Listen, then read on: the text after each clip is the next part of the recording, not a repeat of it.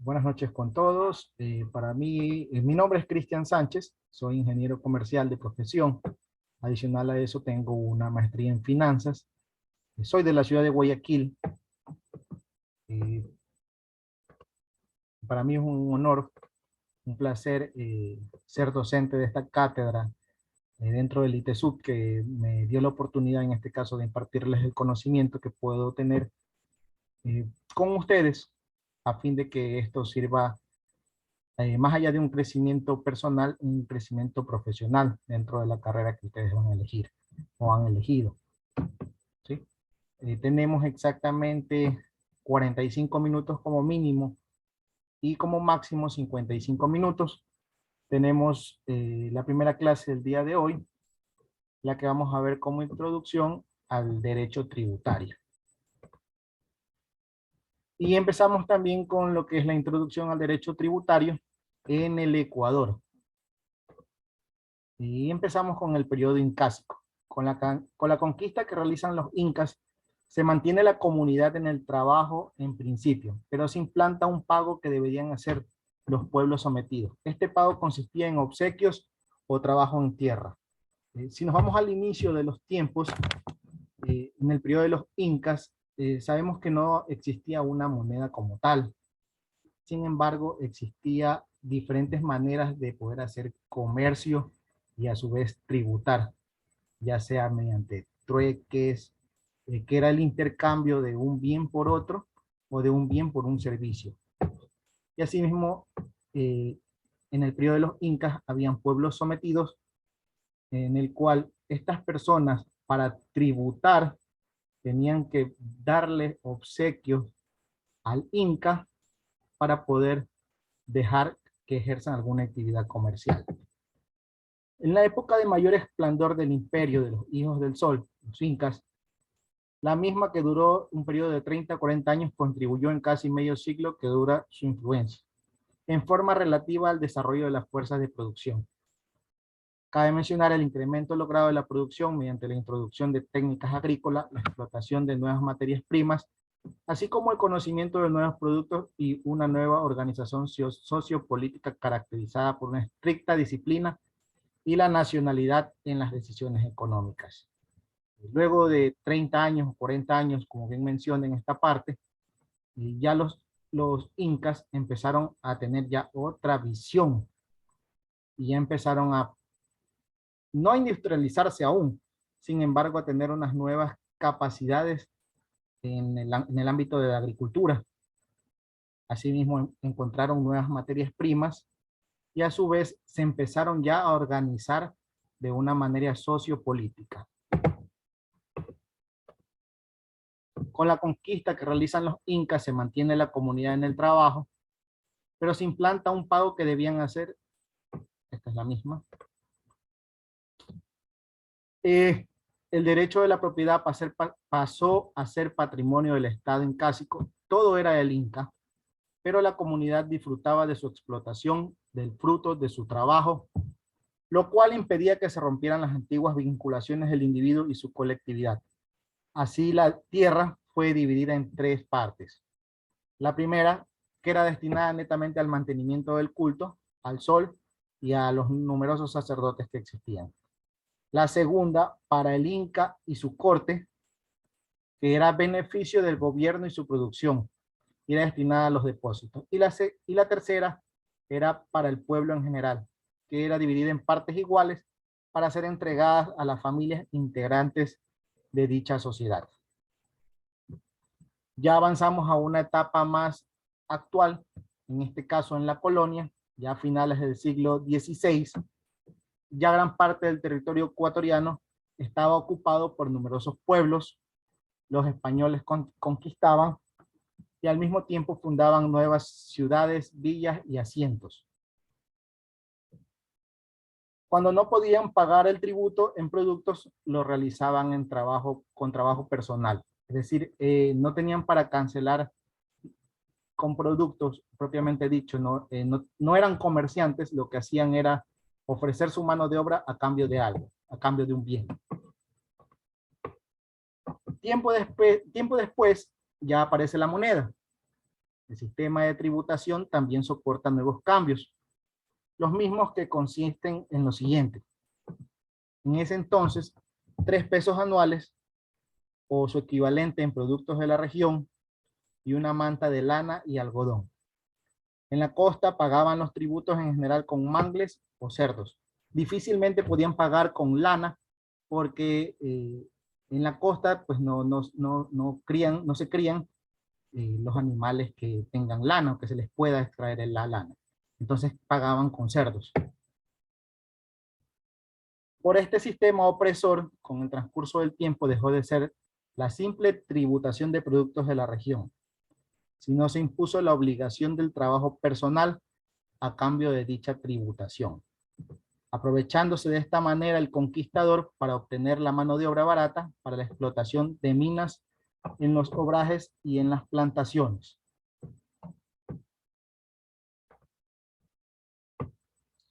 Aquí podemos ver en esta diapositiva varios ejemplos de lo que existía, de los tributos que existían en la época de la colonia. Los diezmos, que hasta en la actualidad ciertas religiones lo practican, que consistía en entregar cierta parte de los ingresos de una persona en este caso, al rey. Pero en la actualidad lo que se hace es que se lo otorga a la iglesia. Tributos sobre los metales preciosos.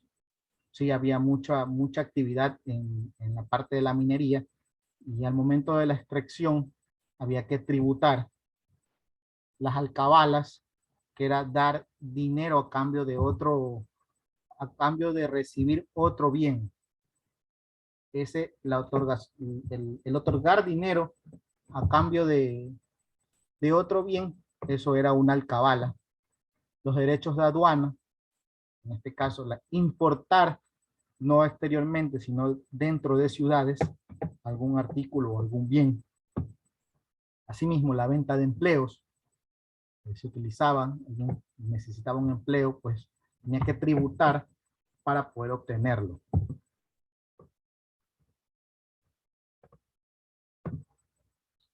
La conquista española se tradujo en un desarrollo dependiente y funcional de la economía conquistada a las exigencias de la expansión de la economía conquistadora, que a su vez impidió el crecimiento de muchos sectores dentro de la Real Audiencia, para más bien dar lugar a cierto desarrollo comercial y financiero que originó la presencia de una incipiente burguesía comercial, ansiosa de destruir el poder español y encontrar así mejor colocación a sus productos en los mercados internacionales, y de esa manera absorber una mayor producción del excedente que generaba la economía colonial.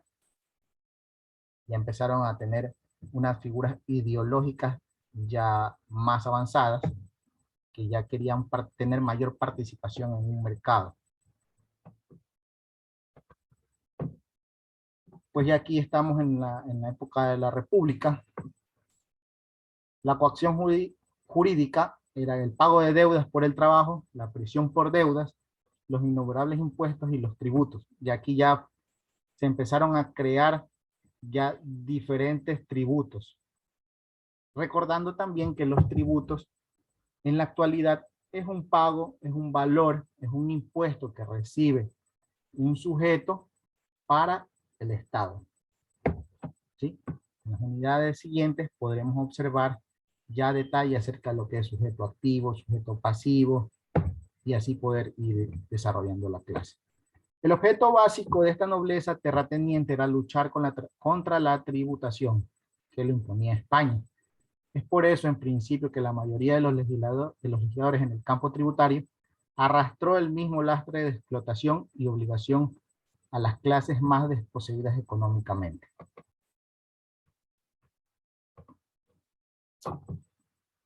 Ya un poco más actualizado, ya en el año 1927, en el mandato de Isidro Ayora, se preparan las siguientes leyes: la Ley Orgánica del Banco Central, la Ley de Monedas, la Ley de Aduana, que si bien es cierto ya existía, pero sin embargo ya se la dejó por asentada y a su vez más tecnificada, y la Ley Orgánica de Haciendas, Haciendas no es como se conoce un término en la actualidad, que alguien nombra una hacienda y se imagina un predio con sembríos, cosechas, no. Haciendas en la época española se la reconocía como, y en la actualidad también en la época en España, se reconoce como el sistema de recaudación, lo que nosotros aquí pues conocemos como el servicio de rentas internas. Y con la creación del Banco Central en Quito, la Organización Técnica del Estado, la Contraloría General del Estado, la Caja de Pensiones, la Superintendencia de Bancos, el Banco Hipotecario, se empezaron a expedir nuevas leyes monetarias de cambios y de aduanas, y entre otras cosas, cuyo objetivo era centralizar y racionalizar los mecanismos monetarios, crediticios, fiscales, cambiarios, para ligar de mejor manera nuestra economía a las necesidades de acumulación de los centros metropolitanos. Entonces, por eso podemos ver aquí que la creación de leyes más creación de reglamentos, vamos a tener como resultado centralización de mecanismos monetarios. Ya al haber más entidades públicas, cada una de ellas, como pasa en la actualidad, eh, generan leyes, reglamentos, normas, a fin de tener un mejor control de cada una de sus competencias. Y de eso se detalla la centralización. Cada una centra el poder que tiene de acuerdo a sus leyes. Al momento, ¿alguna pregunta?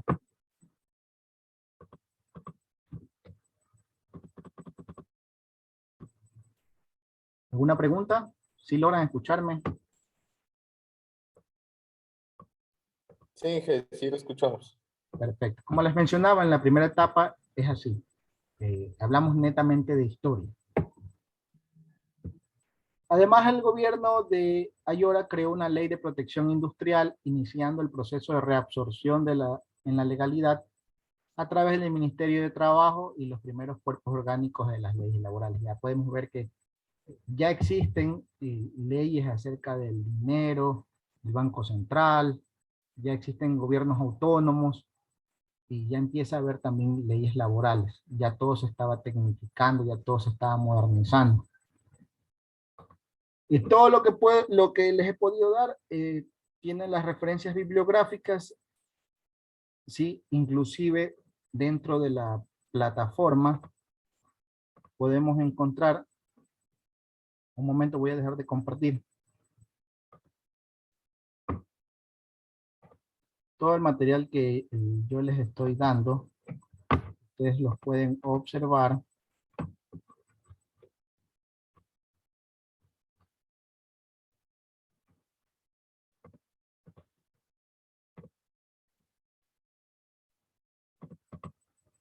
Ahí pueden ver lo que estoy compartiendo. ¿Me confirman, por favor? Sí, ingeniero, sí se puede observar. Ya, todo el material que yo les estoy brindando, tanto las diapositivas, suelen tener también artículos científicos, puede estar acompañado de un video de respaldo para mayor reabsorción de sus conocimientos, para que tengan igual en cuenta cuando sea el momento de realizar un taller, una evaluación o la evaluación como tal, no serán preguntas, por decirlo así, rebuscadas o que estén en los artículos científicos o que vayan a estar en los videos. Van a estar netamente las preguntas en función a lo que está en las diapositivas. Lo que está en videos, lo que está en artículos científicos o paper o ilustraciones, eso únicamente va a ser para enriquecer el conocimiento, ¿sí? Para que tengan un mayor alcance de lo que les puedo estar brindando en este corto tiempo que nosotros podemos tener. Recordando ustedes que la modalidad en la cual se están instruyendo es netamente autónoma, es decir, ustedes deciden cómo, cuándo y dónde estudiar. Entonces sí es importante que se tome en consideración y que exista un trabajo autónomo de su parte. Es decir, que ustedes mismos se pongan a leer como tal, para que puedan tener conocimiento de todo lo que estamos hablando y en los trabajos, en los talleres y en la lección, pues pueda dar un buen resultado. Pero como repito, nada de lo que está en los papers ni lo que está en videos va a estar colocado en preguntas de las lecciones o el examen. Todo va a estar dentro de las diapositivas. Como les digo, lo que he hecho aquí es simplificar muchísimo lo que es el código tributario, la ley de régimen tributaria, la ley de aplicación del RUC. Entonces, un sinnúmero de leyes que lo que se trata es de simplificar para no hacer un material súper extenso.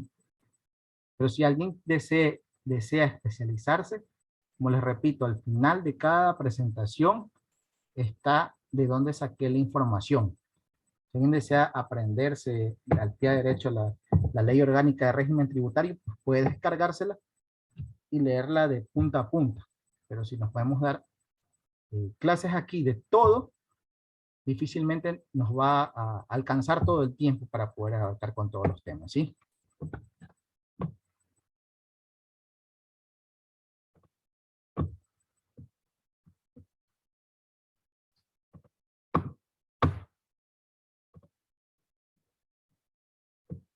Por el momento, ¿alguna pregunta que tengan, por favor?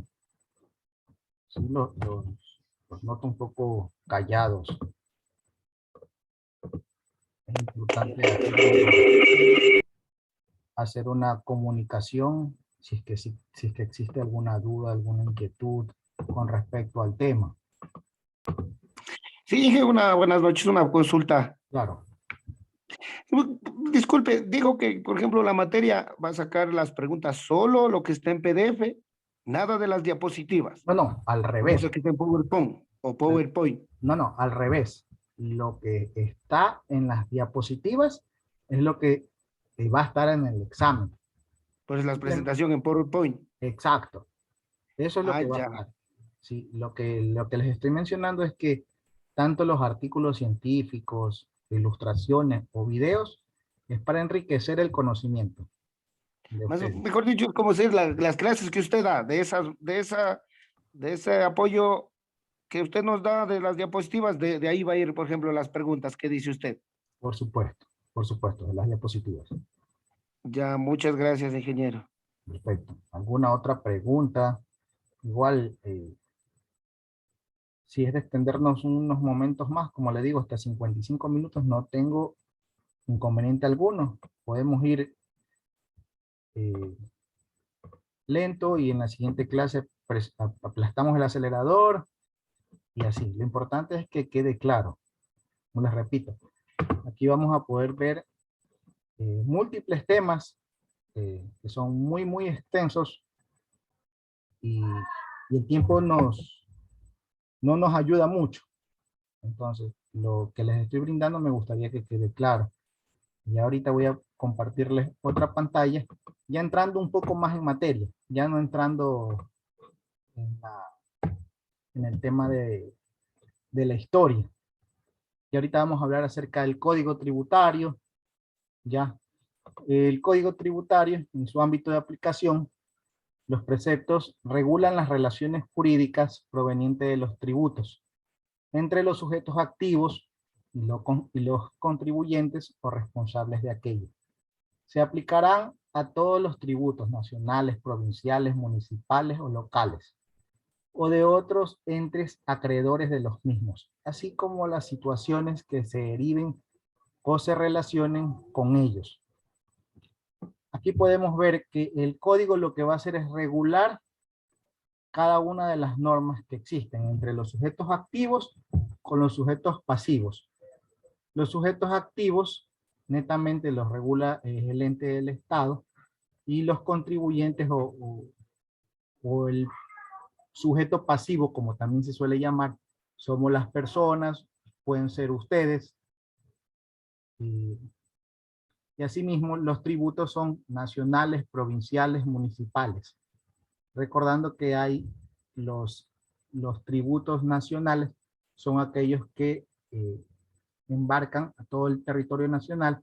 Los provinciales, ya luego vemos que son ordenanzas ordenanzas municipales, ordenanzas seccionales, que las seccionales son acerca en el ámbito de las prefecturas, ¿sí? Para estos efectos, entiéndanse por tributos los impuestos, las tasas y las contribuciones especiales o de mejoras, ¿sí? Entonces, ¿cómo están divididos los tributos? En impuestos, tasas y contribuciones especiales. Más adelante veremos acerca de cada uno de ellos, porque cada uno de ellos son diferentes. Sin embargo, tienen algo en particular, que los tres son tributos, pero cada uno de ellos aplica en diferentes circunstancias. La supremacía de las normas tributarias. Las disposiciones de este código y de las demás leyes tributarias prevalecerán sobre toda norma de las leyes generales. En consecuencia, no serán aplicables por la administración ni por los órganos jurisdiccionales las leyes y decretos que de ¿Qué pasó, mijo? cualquier manera contravengan ¿Quiere que le este cuente precepto. cuento? No. ¿Quiere que yo le cante una canción? No. ¿Qué? Sí le pediría, por Tú se favor, cante ya. Ya. sí le pediría, por favor, que desactiven el audio.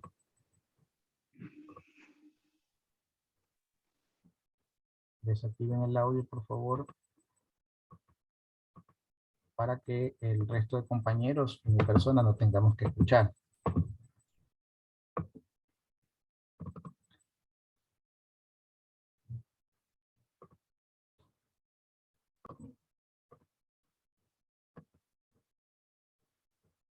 Bueno, los principios tributarios, el régimen tributario se regirá por los principios de legalidad, generalidad, igualdad, proporcionalidad y retroactividad.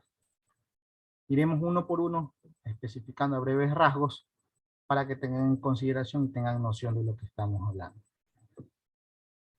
El principio de legalidad, como bien lo menciona en el artículo anterior, dice que todos los tributos deben nacer de alguna ley. Entonces, cumpliendo con el primer principio de legalidad, si está enmarcado en la ley, es un tributo normalmente aceptado, que debe ser aceptado. Generalidad, porque va para todas las personas. De igualdad, que son para todas las personas sin ver distinción de sexo, raza, color. Asimismo, proporcionalidad, esta quiere decir cuando son los impuestos, un impuesto, por ejemplo, el impuesto a la renta. El impuesto a la renta paga quien más renta tiene. Eso es proporcionalidad. Quien gana más, paga más.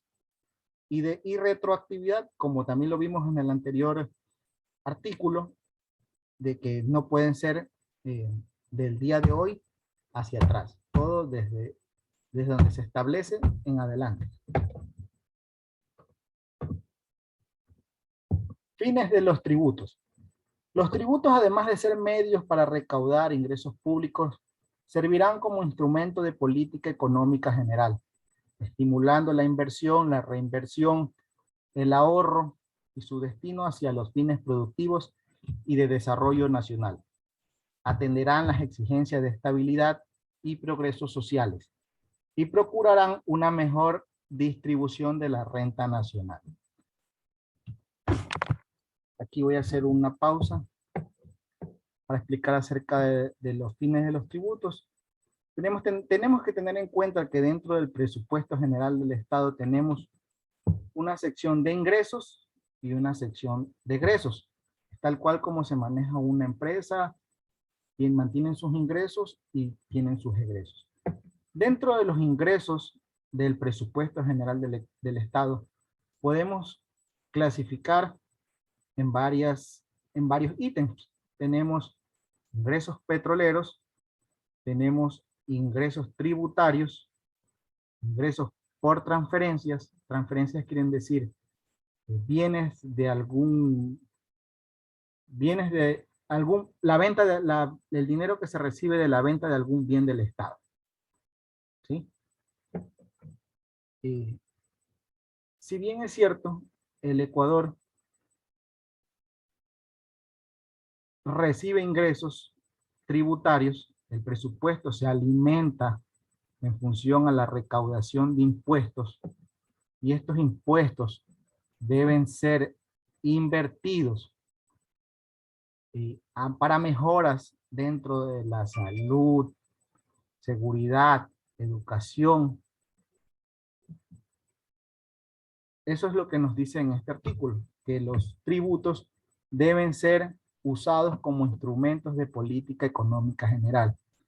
Esto estimulando la inversión dentro del país, el ahorro y su destino hacia los fines productivos. La facultad reglamentaria. Solo el presidente de la República corresponde dictar los reglamentos para la aplicación de las leyes tributarias. El director general del Servicio de Rentas Internas y el gerente general de la Corporación Aduanera Ecuatoriana en sus respectivos ámbitos dictarán circulares o disposiciones generales necesarias para la aplicación de las leyes tributarias y para la armonía y eficiencia de su administración. Ningún reglamento podrá modificar, alterar el sentido de la ley, ni crear obligaciones impositivas o establecer exenciones no previstas en ellas. ¿Alguna pregunta hasta ahora, por favor?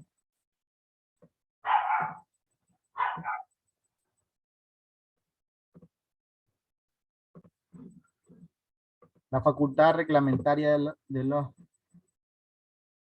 las municipalidades y consejos provinciales. Lo dispuesto en el artículo anterior se aplicará igualmente a las municipalidades y consejos provinciales cuando la ley conceda a estas instituciones la facultad reglamentaria. Esto es lo que pasa en la actualidad, que se escucha mucho acerca de las competencias que tiene el municipio, las competencias que tiene la prefectura. Un tema que no deja de sorprendernos es el alza al precio del transporte, ¿verdad? El 15 sube a 45 centavos. Ya. Esta tiene una facultad reglamentaria. Es un ejemplo de la facultad reglamentaria de las municipalidades. El municipio decide si se acoge al alza o emplea alguna práctica en este caso con los transportistas para llegar a un precio promedio. No quiere decir que lo mismo que va a aplicar en Guayaquil está aplicando en Quito. ¿Sí? La gestión tributaria corresponde al organismo que la ley establezca y comprende las funciones de determinación y recaudación de los tributos, así como la resolución de las reclamaciones y absolución de las consultas tributarias. El ente que está encargado de la gestión tributaria, pues es el Servicio de Rentas Internas. Actividad reglada e impugnable. El ejercicio de la potestad reglamentaria y los actos de gestión en materia tributaria constituyen actividad reglada y son impugnables por la vía administrativa y jurisdiccional de acuerdo a la ley.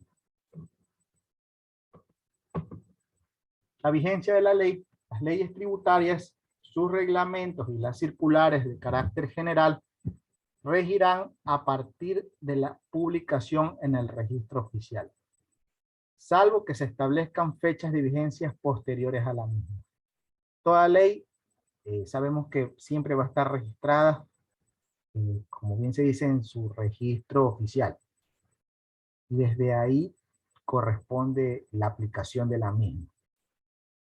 Sin embargo, las normas a que se refieren a tributos cuya determinación o liquidación deban realizarse por periodos anuales, como acto meramente declarativo. Se aplicarán desde el primer día del siguiente año calendario y desde el primer día del mes siguiente cuando se trate de periodos menores. Esto básicamente lo que habla en esta parte del párrafo es acerca del impuesto a la renta, que este es el que sabemos que se declara una vez al año al finalizar el año. Y en el caso del IVA, sabemos que muchas veces suele ser mensual, semestral o trimestral.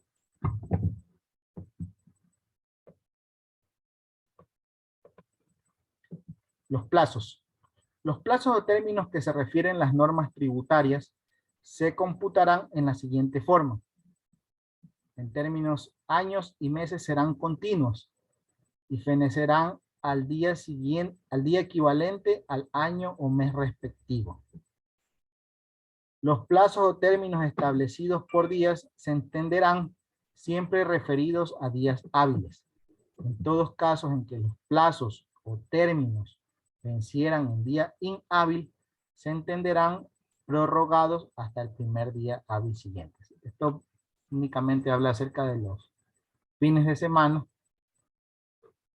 que pues no aplican en fines de semana, sino que aplicarían al primer día hábil. O en el caso de que tope con algún feriado, aplica en el primer día hábil.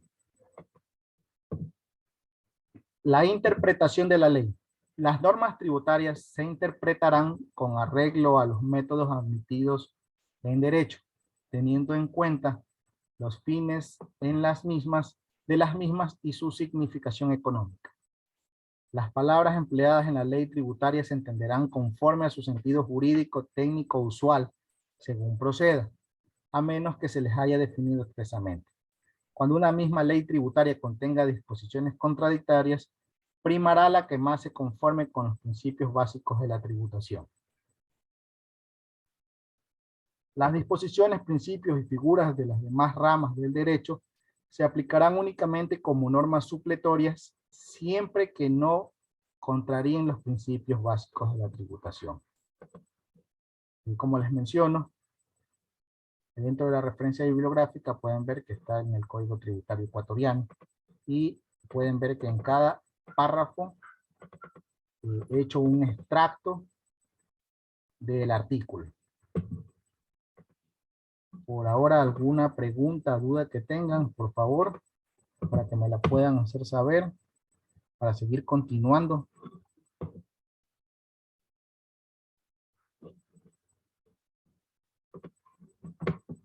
Vamos preguntando.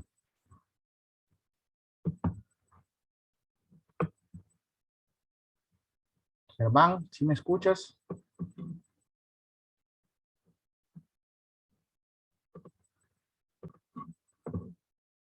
¿No tenemos otra pregunta? Para recordarles también que el horario, en este caso, para alguna duda o consulta, yo voy a estar disponible a partir de las 8 de la noche. De 8 a 10 de la noche para alguna consulta o duda. Igual está el cuadro de mensajes. Si ustedes pueden escribir antes, si ustedes no están disponibles en ese horario, yo les respondo y ustedes lo podrán leer luego. ¿Sí? Pero podemos interactuar de esa manera. Si tienen alguna duda, alguna pregunta. Bueno, Concha, en el caso de los exámenes y pruebas y todas esas que nos corresponde a nivel de la materia, más o menos, ¿cómo es el diagrama que se va a manejar usted? No te logré entender porque te escucho un poco con eco. Ahí tal vez dije, Sí. en el cuadro prácticamente donde vamos a tener las pruebas, exámenes, ¿cómo se los maneja usted? ¿Son opciones múltiples o va a haber ejercicios y demás? No, lo estoy manejando netamente con opciones múltiples. Respuesta de verdadero o falso, selecciona la respuesta correcta. Como les digo, no serán preguntas rebuscadas como tal. ¿Sí? Por favor, Inge, no nos echará a matar, por favor. No, claro que no, claro que no. Soy consciente, como les repito una vez más, lo que he tratado es de simplificar tanto el Código Tributario y la Ley Orgánica de Régimen Tributario Interno. Entonces, sé que es un material extenso y son temas puntuales los que se les va a poner en este caso de la prueba. Sin embargo, hay temas básicos que tenemos que tener en consideración. Por ejemplo, la pregunta que hizo el compañero acerca de los principios de retroactividad. Entonces, por ahí existen unas preguntas concernientes a aquellos. No sé si al final va a tocar a ustedes o no. Pero son preguntas así. Son muchas preguntas que inclusive que son de raciocinio y son muchas preguntas lógicas. Así que no nos asustemos todavía por la prueba, por el examen. Como les repito, para mí es importante el tema de las preguntas porque ahí vamos solucionando alguna inquietud de parte de ustedes. Perfecto. No se olvide de echarnos una manito en los deberes de antemano, que la mayoría de personas, ya sabe, trabajamos y estamos a la que cae acá. Claro, me imagino, todos estamos en esa posición y, y listo. Aquí estamos todos para poder trabajar de la mejor manera. Gracias, Inge. Dios lo bendiga. Gracias. Denme un minuto, por favor, mientras busco otra diapositiva, la siguiente diapositiva. No sé si el tiempo no nos amerita. Un minuto.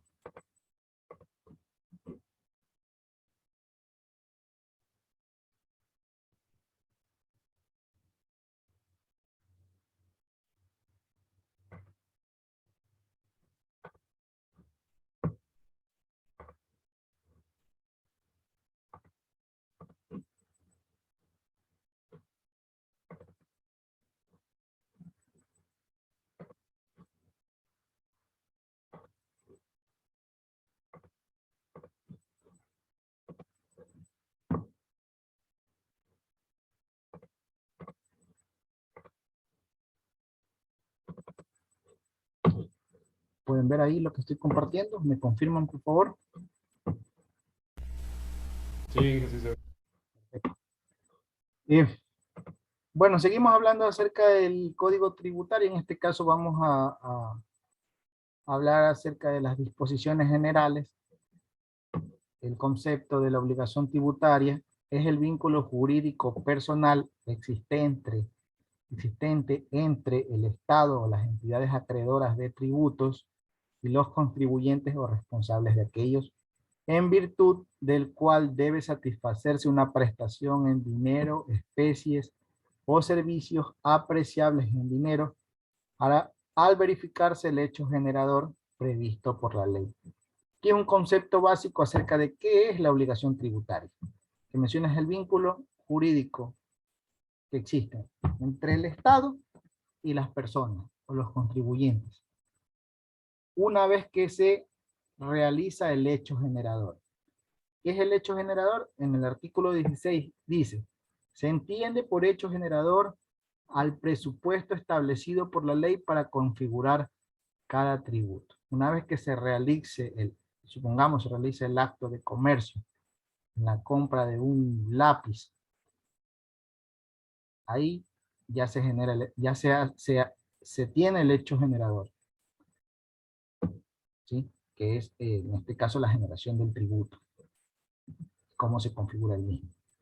Calificación del hecho generador. Cuando el hecho generador consista en un acto jurídico, se calificará conforme a su verdadera esencia y naturaleza jurídica, cualquiera que sea la forma elegida o la denominación utilizada por los interesados.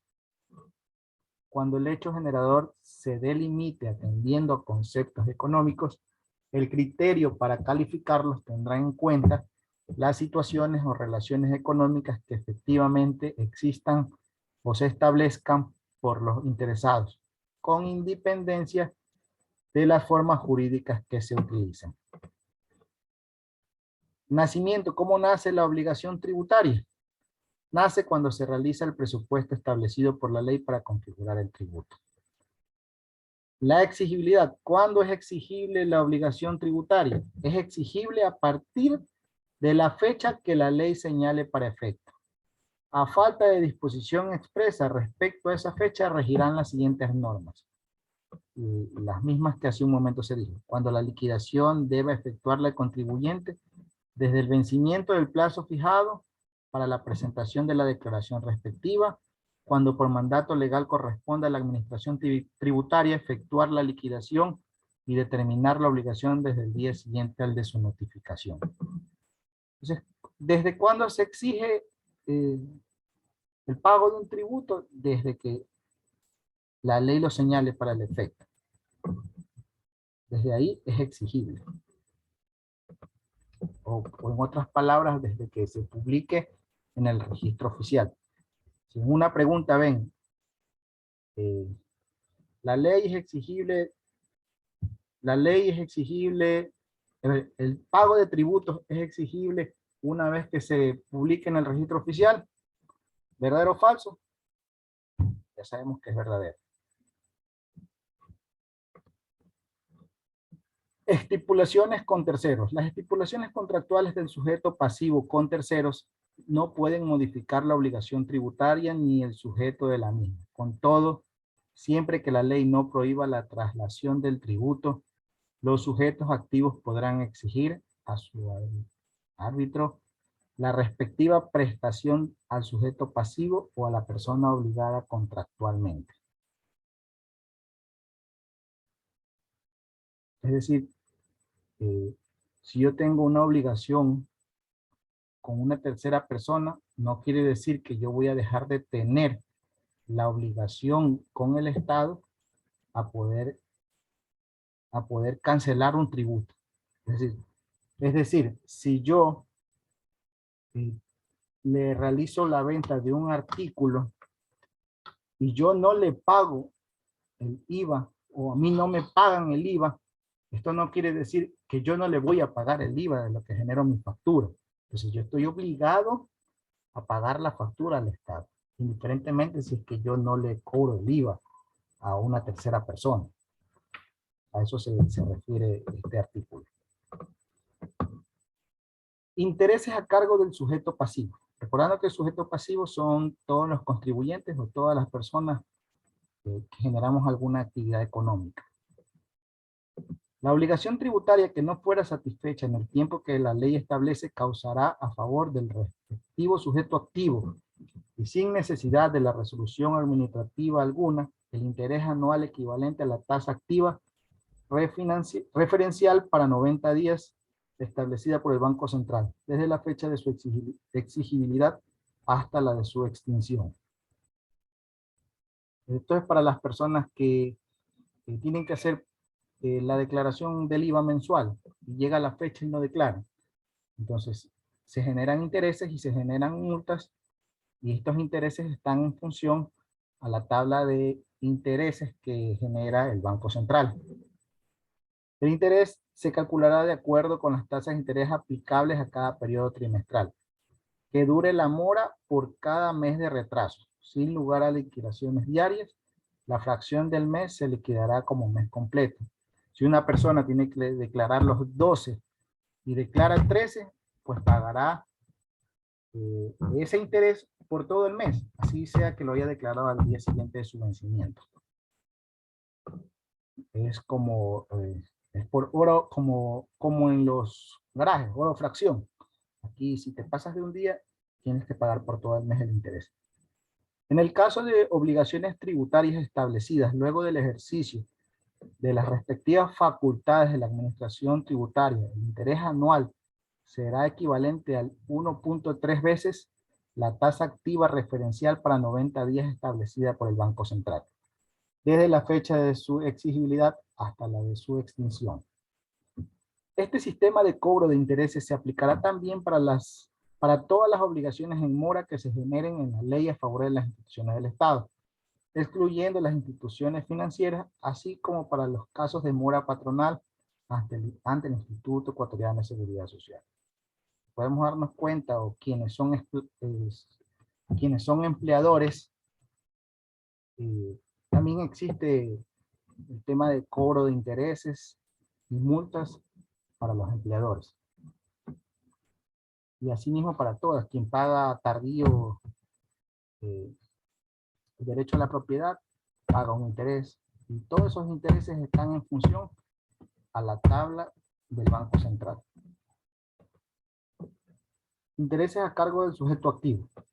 Los créditos contra el sujeto activo por el pago de tributos en exceso o indebidamente generarán el interés equivalente a la tasa activa referencial para 90 días establecidas por el Banco Central del Ecuador, señalado en el artículo anterior desde la fecha en que se presentó la respectiva solicitud de evaluación de pago en exceso o del reclamo por pago indebido. Esto quiere decir cuando una persona paga de más al Estado. El Estado le dará el valor capital que pagó de más intereses por el tiempo que se demore en hacer la devolución. ¿Sí? Es decir, no solamente el Estado me cobra a mí por demorarme. Si yo le pago de más por error, por pago en exceso, el Estado tiene que devolverme a mí y asimismo con intereses. Una vez más, todo esto está sacado del Código Tributario. ¿Alguna pregunta? ¿Alguna duda que tengamos hasta ahora, por favor? Pensaría que con esta diapositiva estaríamos terminando esta primera sesión. ¿Tienen alguna duda, alguna pregunta por ahora?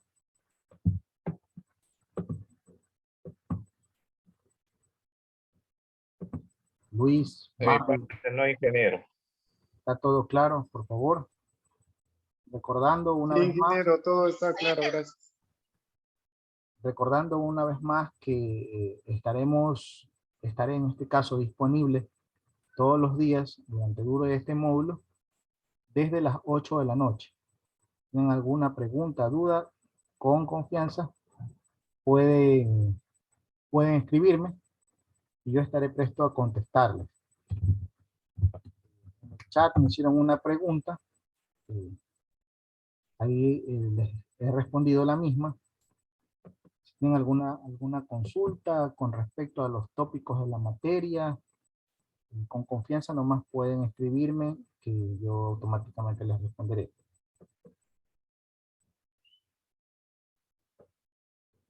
Y creo que de aquí nos vemos el día jueves, asimismo en el mismo horario, por el mismo canal.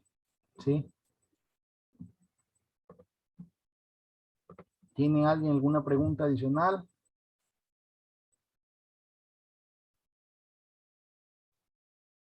¿No? ¿No tenemos más dudas? No, Inge, todo muy claro. Todo está claro, perfecto. Entonces, para que puedan ir observando el resto de material, puedan ir viendo, he podido tomar videos que sean explicativos y relativamente cortos para ustedes, para que puedan ir enriqueciendo el conocimiento. Y asimismo, lecturas, artículos científicos desarrollados, aplicados en el Ecuador para que puedan ver los alcances de los mismos. Y creo que sería todo por el día de hoy.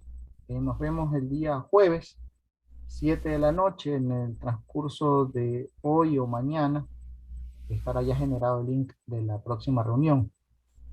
¿Sí? Si no hay preguntas, no hay dudas, pues ya nos estaríamos viendo ya el día jueves.